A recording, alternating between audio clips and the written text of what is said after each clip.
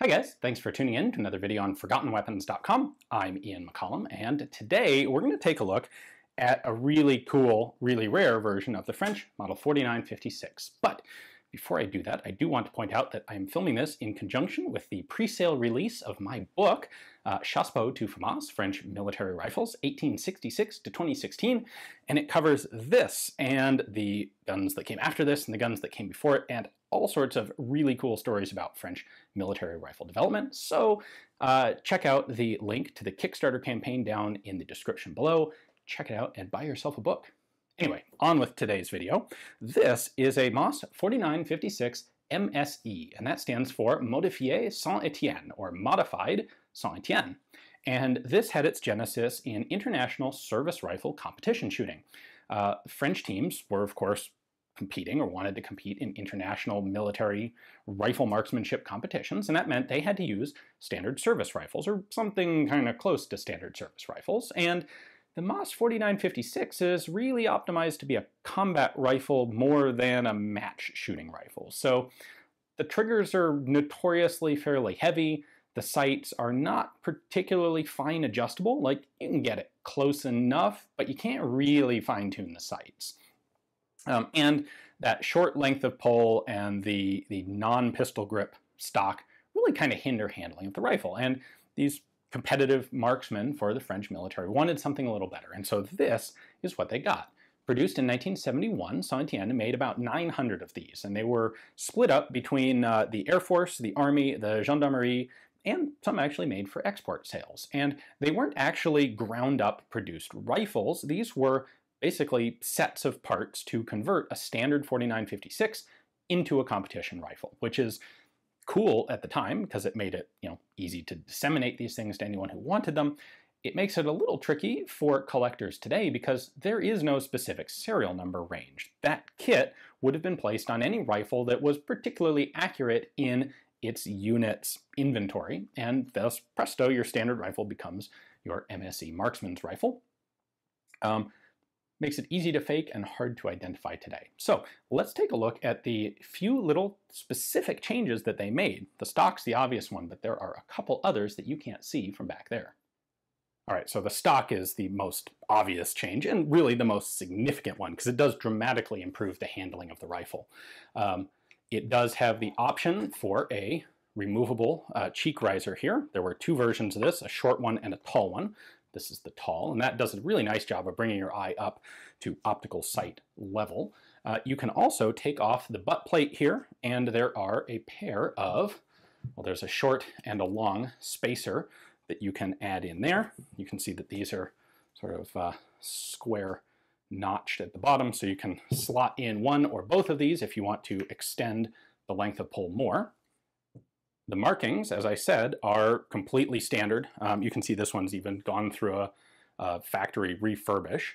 So nothing really that you can identify in here. However, once you know what to look for, you will check out the trigger guard. Now, the trigger guards were marked a little differently by each of the three different military organizations that got them. This one is an Army converted rifle, and so it will have the serial number in little 3mm letters, and then the word M, or the letter M from Modifié, or modified, in taller font. And then it also has a little plus on the top of the trigger surface there.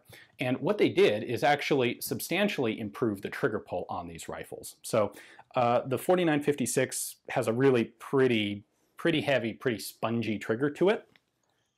The MSE drops the trigger weight and really makes it much more of a two-stage trigger. So I can pull this back to right there. You can actually hear it click. And then I have a remarkably crisp second stage trigger pull.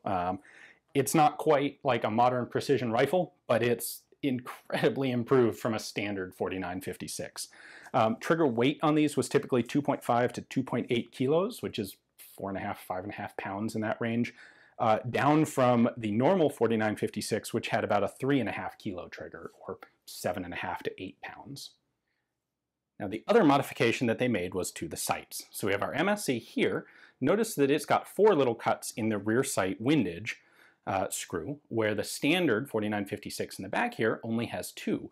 What they did is basically cut in half the adjustments of the rear sight. So instead of adjusting 2 centimeters at 100 meters with each click, now you have twice as many clicks, and each click is 1 centimeter at 100 meters.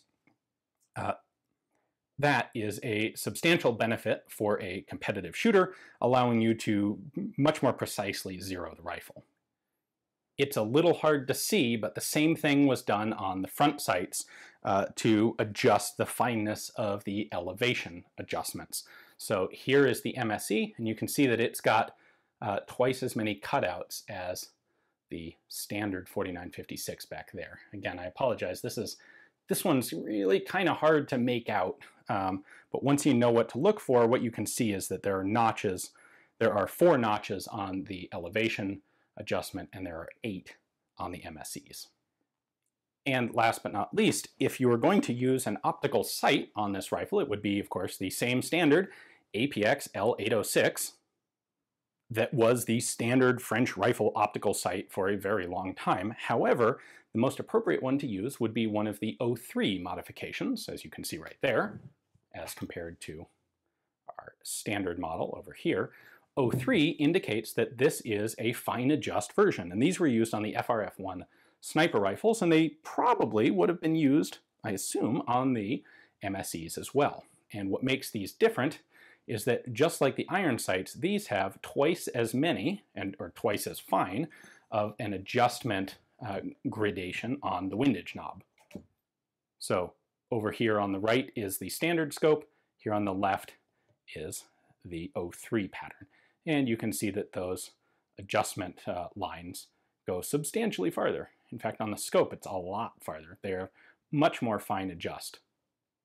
So there are fakes of these made, of course. A couple decades ago, the same company that originally made these stocks made another batch of them that were sold commercially, and so they're floating around. And without the knowledge of exactly what makes these different regarding the sights in particular and the triggers as well, it's very easy to just drop a stock set onto a standard 4956 and pass it off as an MSE. Hopefully now you have the information you need to discern between a fake and a real one. So they're a very cool, rare, and interesting side aspect of French military rifle development. Hopefully you guys enjoyed the video. If you did, you should definitely consider checking out my book on this subject. Over at Kickstarter, the campaign is running through this month, and we do have some special discounts and a special Kickstarter-only edition of the book that you will have to pre-order this month. Not a whole lot of time left on that, actually, at this point. So go ahead and head over there, check out all the different versions, the standard, the signature, and the limited production collector's edition. Figure out which one works for you and order a copy today. Thanks for watching.